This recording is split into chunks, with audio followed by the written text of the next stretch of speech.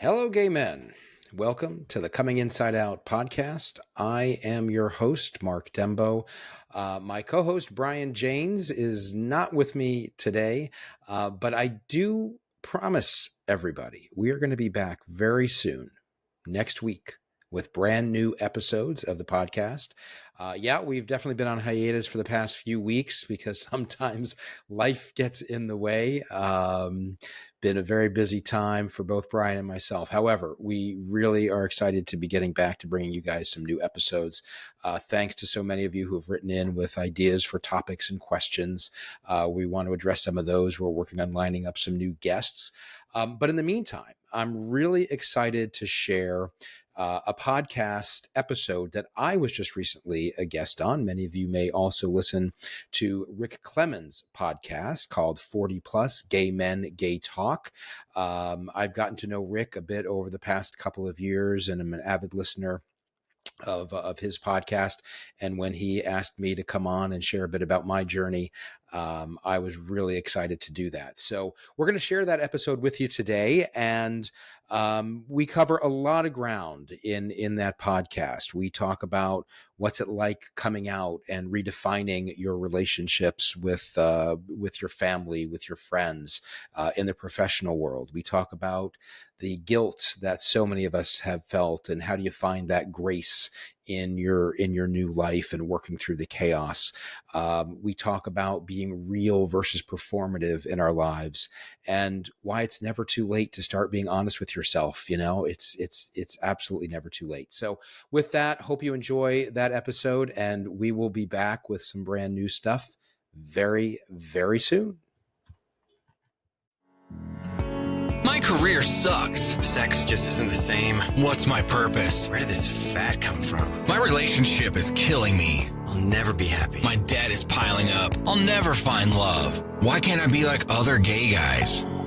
Hey guys, it's time to get a grip, stop whining, make a bold move, and do something amazing with your 40-plus gay life. Let's get to the show with your Tell It Like It Is host, Rick Clemons, who does his best to never act like a dick or a diva unless you act like one first.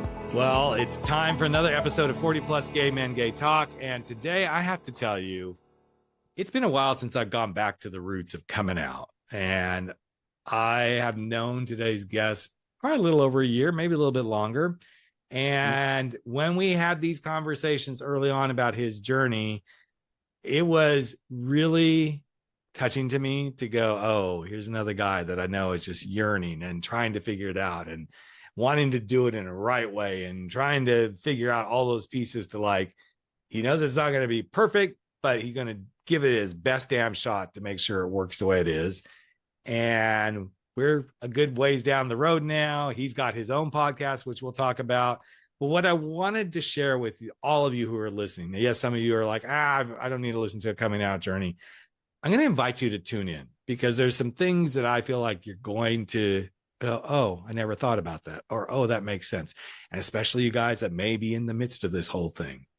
My guest, Mark Dembo, and I have both come out later in life, and him a little bit later than I did, but it involved family, children, wives, work, all of that stuff. And that's where we're going to take this really just honest, insightful, probably vulnerable conversation today. And Mark, you know already from the bottom of my heart, I'm really happy you're here. And I'm really happy where you are personally too. I mean, I know it was a year and a half ago, probably, at least, when we first had our probably about, I would say, about a year and a half ago. And I'm really thrilled and honored to be here and share my journey with you and all the listeners. You know, you said this before we came on. I remember that first call really specifically. I mean, every time I see a Facebook post or something, and I always go back, like, you know, a lot of vulnerability, a lot of like, hey, Rick, I'm not sure. You were out somewhere where you could have the conversation and not be caught up. And, you know, I'm going to assume so much has changed. Like, you probably feel much freer to just talk about who you are and all that sort of stuff. So completely. We're going to start like kind of present day. If you could describe like some feelings you experience right now what are some of the greatest and still most, oh, I didn't expect that, some feelings that show up for you in your present life as an out gay man? Yeah. There's so much to that, Rick. I think so much of it, the best way I can probably describe it, Mhm. and this unfolds, I'd say every day in so many different ways. All the years of my life that I was not out, Mhm. denying to myself who I was Yes. and being hidden, I didn't realize how much energy in my life I was spending hiding who I was. Mhm. And that continues. I mean, from the moment I woke up one day and I literally looked myself in the mirror and said, dude, you are gay, own it. Yep. It was like a weight was lifted off my shoulders that I didn't even know I was carrying. Mhm. Mhm. And through the journey, there's been other weight that's been put back on, dealing with family, my wife. What do I do now? Am I going to go and live this double life? But where I am today, and I was saying to you before we came on, I look at my life today and go back to when you and I first talked year and a half ago. I was still living at home. I was out to my wife, but we were Yes. still trying to figure out what we were going to do. Right. I had to go somewhere and find a place where I could talk to you in private. Mhm. And I remember I'm sure was crying. I was confused. I was scared. Yep. And now, I'm not going to say that there aren't moments where I wake up sometimes. I'm like, what the fuck did I do to my life? Exactly. I mean, there are definitely those moments, or there's this surrealness of like, is this my life now? Mm-hmm. Mm-hmm. Well, Um, there's a interesting freedom. Like, okay, the freedom feels really great, and then there's yeah, also like, oh, so it's okay for me to do this. You know, yes, one of the yes. greatest moments, and people who've listened to my podcast know I was a big hoe. I'm just going to be honest. I was a hoe the whole time I was in the closet, and then suddenly when I came out, I'm like, oh, I don't have to be a hoe. And it was kind of like, oh, I enjoy. I'm never gonna say I don't enjoy sex. Still do at 60, almost 62 years old. But there was this like, oh, I have permission to do this now. Now what the fuck do I do with this? Yeah. Because there was almost, and actually I've done some really deep work in sexual eroticism and everything.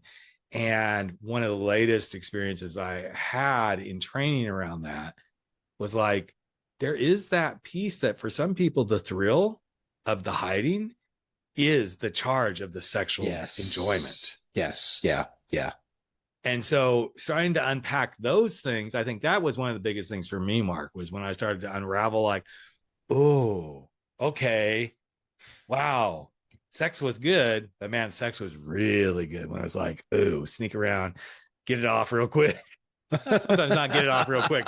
There was a few times it's like, oh, this was fucking amazing. Shit, I gotta go home now.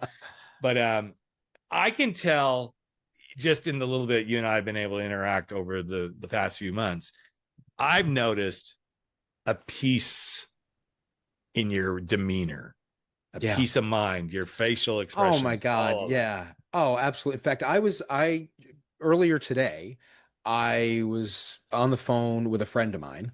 Mhm. And we were talking about, kind of just our lives and where we're at. And he's been going through a tough time. He's in the middle of actually getting divorced from his husband. Mhm. And it's actually interesting. This is a guy who I went to high school with. He Wow. was openly gay back then, and we were friends, but then kind of lost contact. And then it's been wonderful, like kind of since coming out, like reconnecting with Mhm. these people. But um, we were talking about that, and we were talking about just everything going on in the world right now, right? Yep. A lot of uh you know, a lot of uncertainty, a Yep. lot of scary things going on, Hmm. and I said to him, yeah, sure, that affects me. And, in work wise, there's a lot of stress with everything going on, but there is a peace that I feel Mm-hmm. that enables me to get through every day, and more than just get through the day, but to say there's a peace, there's a serenity, if you will, Mm-hmm. that didn't exist before, that just allows me to deal with other stresses. It doesn't Yeah. make everything else go away. It's not like, oh my God, I came out and now life's Right. perfect. No, No. that's not the case. Mm. But I'm being who I am. I'm me. I'm not trying to be some version of me that isn't Mm-hmm. authentic. One of my And that clients makes a huge recently difference. said it does make a huge difference because there's this shift. Like there's almost like this openness that like, oh, I can be this. And what I saw, and I've seen this numerous times through my work, is when that openness shows up in this part of life, it starts to show up in other parts of life too. Oh One of yeah. my most recent clients said, the juicy sensuality of authenticity is what I feel more. And I'm like, okay, that's a mouthful, but I get it. I get Yeah. it because it is a really, it is a juiciness. There's something just so tantalizing in a soulful flavor way of, oh yes, to feel that, to taste that, to breathe that, to be it. It's not every day. I'm going to be honest. I've been out now, gosh, 1999. So 30 some odd years later, something like that. And there's moments, especially given the current situation in so many Sure. spaces right now, but I don't regret it. I'm much more cognizant of, how I want to show up in the world. I know I'm fully exposed. There's nothing hiding me, right? I do this podcast. I've got books out there. I'm not a, it is what it is at this point, right? Absolutely. Nor would I go hide. That's the other Right. piece of it, Right. We went And to the No Kings rally, and I had a sign that says, my queer crown trumps his fear crown any day of the week. And it was pretty bold to say something like that. I thought it'd get more reaction. My husband had a better one. He goes, we live in wine country. He goes, in SLO, we drink wine, not Kool-Aid. I'm like, okay, bitch, you won up to me with that one. That was pretty damn good. But it is an interesting thing because I never used to quote. I kind of went through a phase, Mark, where like I came out. I was probably much more out than my husband was when we first met. Not that he was hiding, because he'd been out since he was 20 something. But I was like, hey, honey, or I'd touch him in a store, and not that he pulled back, but I could tell that was new for him. Yeah. Right. Yeah. Now in this day and age, I think most people are like, I'm going to be who I am. But I found myself now being a little more, I don't know if cautious is the right word, probably aware. Like my awareness level of what I do in certain spaces, given the crazies that are out there these days, you never know. I'm probably more aware of it, but I also really love it when someone else almost helps it along. There were people at the rally that, like, one guy turned to me and said, I love your sign. And he goes, is that your husband's? And I said, yes. It was just, and I didn't know this guy from anybody. So I think sometimes those are the things that really push us into these spaces of, let's embrace the yum. Absolutely. Oh, that is so true. And one thing I'll put out there, and I always say this, is that when I share my story, it's like, look, this is my story, this is my journey.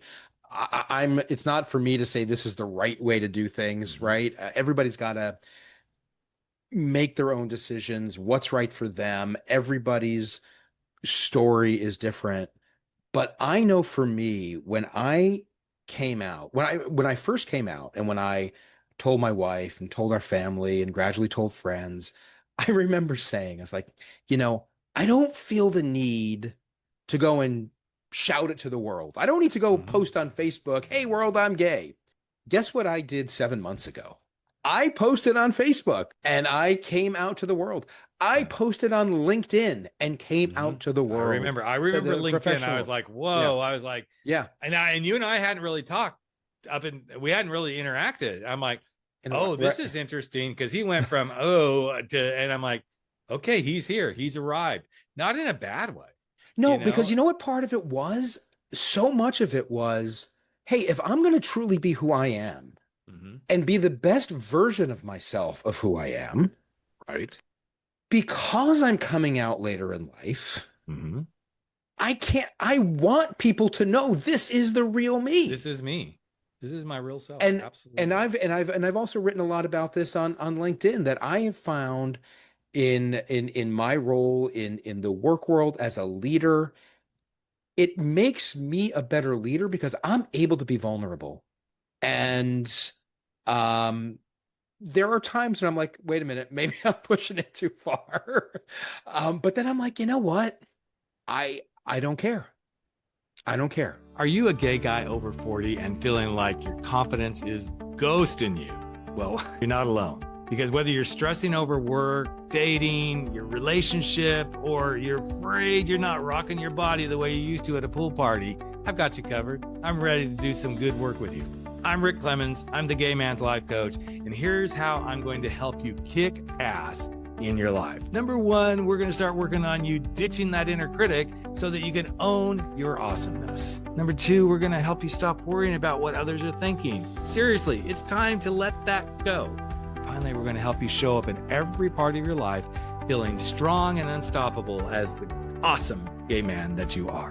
Here's the deal. Confidence is just waiting for you, and you just need to hook up with the right guy to help you along. And I hope I'm that guy for you. I'm going to make this a really sweet deal. You can simply schedule a complimentary Your Next Move coaching session with me today. And we're going to get you moving towards building that confidence or resurrecting that confidence you used to have. All you got to do is go to yournextmovesession.com today to start activating the confidence within. Again, all you got to do is go to yournextmovesession.com and get started with a complimentary coaching session to kick confidence in the booty and get you back on track. And I think the beauty of this is that's what works for you. And I'm so glad you set it up that way. Exactly. Yes. Because I'm more than willing to be who I am, but I'm not telling somebody else, here's how you do it. In fact, the interesting thing, Mark, when I started the coaching, what drove me into the coaching was guys like, well, just tell me what to do. And so I'm like, okay, well, here's what I did, and here's what I did, and here's what I did. And then they were like, oh, okay. And as they started saying, oh, okay, I'm like, wait, I'm really being challenged to step into this coaching, but I'm like, I think I need some tools. I think I need some things. And one of the most profound things once I started getting certified as a coach is you don't give advice. Right. You help people unearth. And that's kind of what I did with you. We won't go deep into that, but that's kind of what I pushed you to. Like, I want you to go find your own answer to this. Yeah. Because to me, that's what a powerful coach therapist will do, is they will help you go find that. Coaching, obviously, is more about, we're going to push you momentum wise. Like, okay, what do you want to have accomplished right here? And we're always forward momentum, like get these things accomplished. But the key that I've found with every person I've coached, whether it's about coming out or something else, you already have the answer. It's in there. How we excavate it and bring it to the surface for you to own it, hold it, be it, and how it works for you is not going to be for maybe 20,000 guys that might be listening to this. But absolutely. There might be 2,000 like, yeah, that's exactly how I would do it. Yeah. And that's the beauty of the coming out journey, is how, at least for me, I learned so many things around, oh, now that affects this part of my life. And now, oh, I'm going to start standing up more in team meetings about certain things. I'm going to start having a voice. I'm going to do it in this way because as a leader, so you brought that up, what I know is with my team, if I'm hiding anything, I'm telling them, oh, it's okay to hide. But when I'm fully transparent, and I use that word a lot, almost probably too much, but I will say to my team, I'm going to be really open, transparent, and vulnerable right now. Here's something I noticed. I screwed this up. This is something I realized, ooh, I bet others are screwing this up. I'm going to say, hey, let's all fix this. But now that I've been open and transparent about it, because I was vulnerable enough to say, I fucked up. I screwed up. That's right. I'm going to hope that helps you have the permission to come and say the same thing. And no, I'm going to hold grace. I'm going to hold space. And I wish more people would give themselves that stuff in their own coming out journeys. Right. space Right. and grace to realize how old were you? I mean, it was what, 2 years ago, 3 years ago when this really started to unravel for you, man. So you're Yeah, in it your was late 50s fifth. then? Yeah. Yeah. Okay. What's happening for Mark at 57, 58, me at 36, John at 27? It's all the same sort of stuff, Yes. but give yourself the grace. I remember one of my youngest clients at the time. I got to see him just a few weeks ago when we were in New York City. I want to say he was probably 22 or 23. And he was working through this. He had been engaged to a girl and then broke off the engagement. He's like, I'm just so far behind. Of course, I wouldn't say, bitch. You think you're far behind. You're not Right, even yeah. close to Yeah, being far. exactly. Yeah. But in that day and age, when kids are coming out at 8, 9, 10, 12, 14, the pressure was on him. Yeah. So what is some of the things, I know that's probably come up for you. What are some of the things that you worked through in your own beautiful way about I'm late to the game? Yeah, that's a great question. And I love what you said about giving yourself the grace, because there have been so many times throughout this journey where it's easy to what comes up, and the other point, no matter when you come out, and I do think it's easier for younger generation than it used to be, Yep. although Yep. maybe not in the current environment as much as it might have been. It's still hard because you are still doing something that is not part of what society expects, or right. And look, I've also been very lucky. I live in the New York City area where I'm surrounded by very progressive, open environment. If Yep. you're in other areas, it can be even more difficult. But I think for me, along the way of that journey of kind of like figuring it out, it's again allowing yourself that grace to be able to say, I don't know all the answers, to be in that, oh my God, what do I do next? What does this mean? And also to not be afraid in some ways to say, I'm got to put myself out there. And that could be anything. And I don't mean just about, going and hooking up and whatever. I mean, but there was something that shifted, for me, that once I was able to say, this is who I am, that I felt more comfortable saying, you know what, I'm just going to go walk into a gay bar by myself. Mm-hmm. I mean, let alone a gay bar before, I wouldn't have done that on my, like, not even a gay bar, just into a bar by myself. I can't do that. Right. And recognizing that, hey, wait a minute, it's okay. Right. It's okay. And saying, hey, if there's also something I'm not comfortable with, that's okay too. Right. Yep. And the one of the best things, we were my wife and I, after I came out, we were seeing a couples counselor. And actually, now that we are separated, we actually still see the couples counselor. Not as often as we did, Sure. but she's really helped us, forge, okay, what does our relationship still look like? We're still a part of each other's lives. But she said to us from the get-go, take things slow. And I think in hindsight, from the moment I came out, we probably both knew where we would end up. But it enabled us to learn together. It enabled me to learn about myself. So I think that's one of the key things I've learned along the way is take it one day at a time, one thing at a time. And if it's a bad day, all right, there's tomorrow. Yes. And you got to just keep going. It's an interesting observation you have there, because this is what worked for Mark.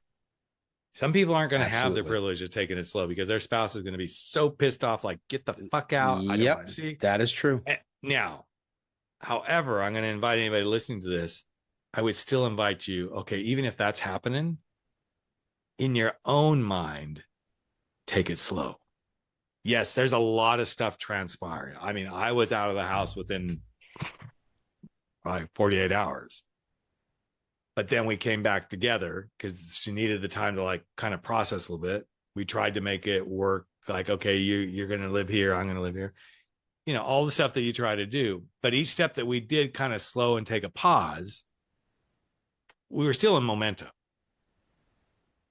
But the more we slowed down and thought through things was probably the reason we were able to separate as well as we did. Yeah. Still was hard. They're going to say it wasn't. I want everybody to figure this piece out because in the heat of the moment is when some of the worst decisions get made. Yep. In the bliss of the slowing down, you can hear each other. You can see each other. You can be empathetic to each other. There's so many things. Mm-hmm. And too often, when we can't do any of that, then we go, this is a shit show. Of course it's a shit show. Yeah. And when you go into a couples counselor, this is one of the things I have said in every situation that I have coached somebody. If the spouse is open to it, I recommend you may be working with me as your coach, but as this all starts to come through that next space, you need a couples counselor to help you unravel what was and redesign what will be. That's right. Exactly. And one of the best things that she said to us, it hurt, and it especially hurt my wife at the time. She said to us the very first time we saw her, your marriage as you knew it is over. The other thing that we came to see was because, and again, I know, right? It's like my situation is not everybody's situation. I've been very lucky in that we still care about each other. We enjoy each other's company. There's just this one tiny hitch. I'm gay, so Right. It makes it a little bit difficult. But we said, you know what? So it doesn't have to be the end of our relationship. What it is about redefining what that is.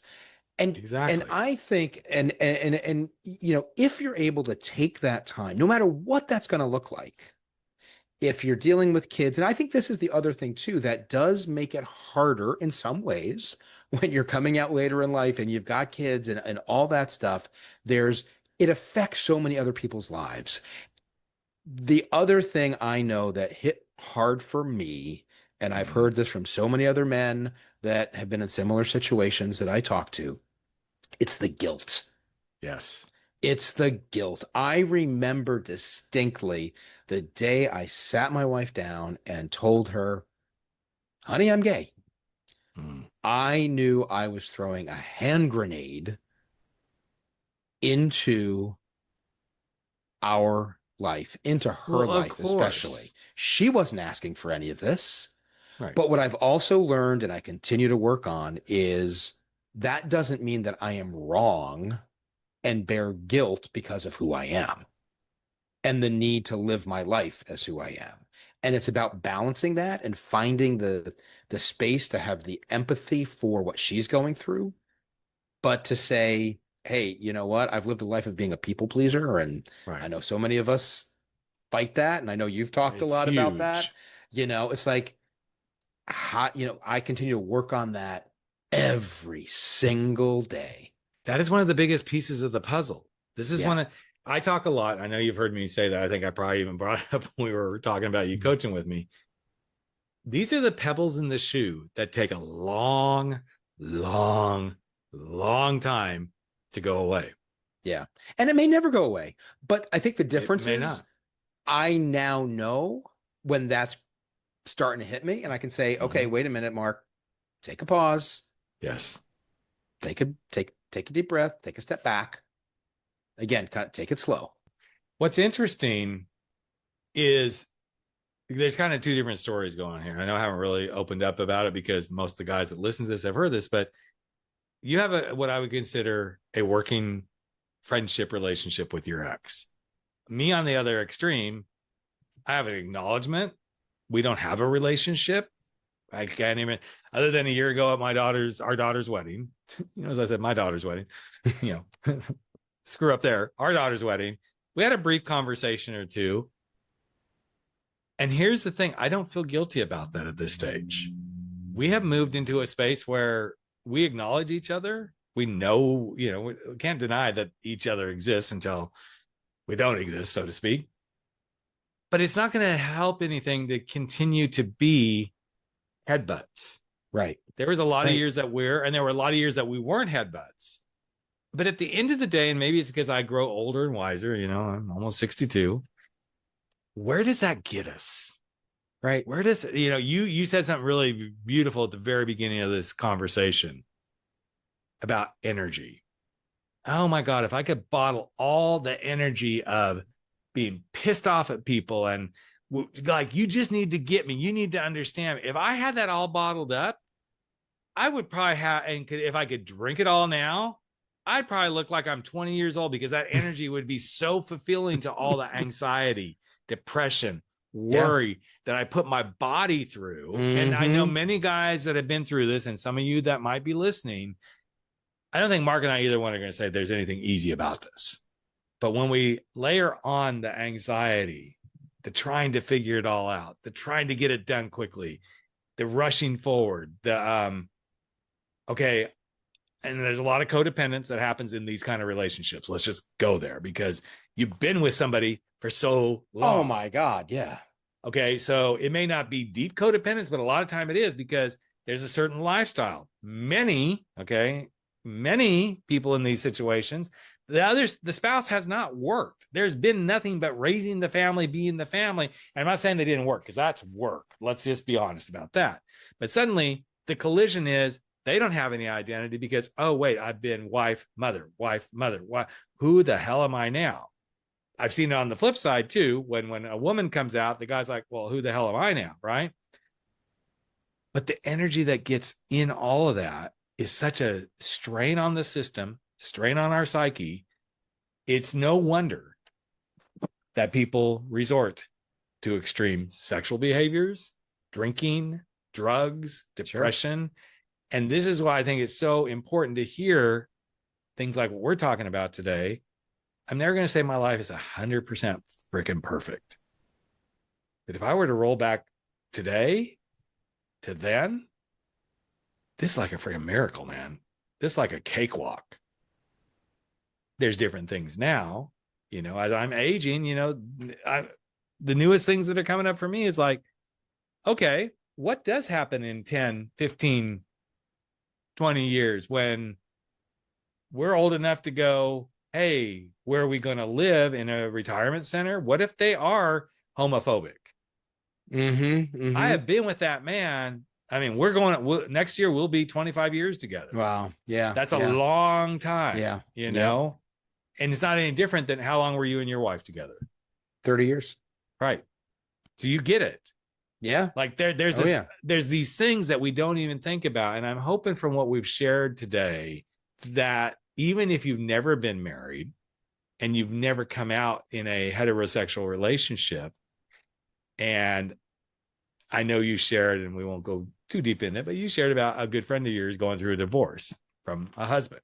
Mm-hmm. So much of what happens and things that Mark and I have shared today, it doesn't matter if it's a gay marriage or a straight marriage. That's right. The same stuff is going to come up. The same stuff is going to come up. And how you manage through it, having a coach, having a really good therapist, having a good counselor, don't think you can do it on your own. Oh my God. Some think they can. I'm not going to say you can't. But man, the energy you will conserve, the mindsets that you will come out of that with, if you've got it done really well, will change everything for you. Everything. That is so true. I mean, Rick, you and I connected fairly early on in my journey. That was, incredible connection. Just, finding, listening to your podcast through, for myself, I found this group, Gay Fathers Worldwide, where I've made so many good friends of other men going through, again, everybody's journey is different, but similar situation coming out later in life. I don't think I could be where I am now. And I'm not trying to say I've got it all figured out, but the progress I've made in living my life without all that support system, that truly has been life. But that's the thing. The support systems, I think, are the key element here, is to realize you're going to find your own support system.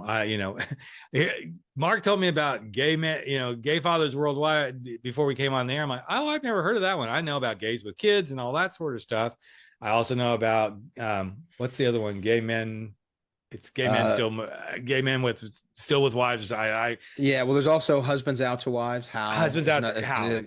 Yeah. There's also Gamma is another group. Is another one. Yeah. Yep, exactly. There's so many flavors of how you get support. I would just invite everybody to think about that. Yeah. I actually believe in this one. I'd have to go figure it out.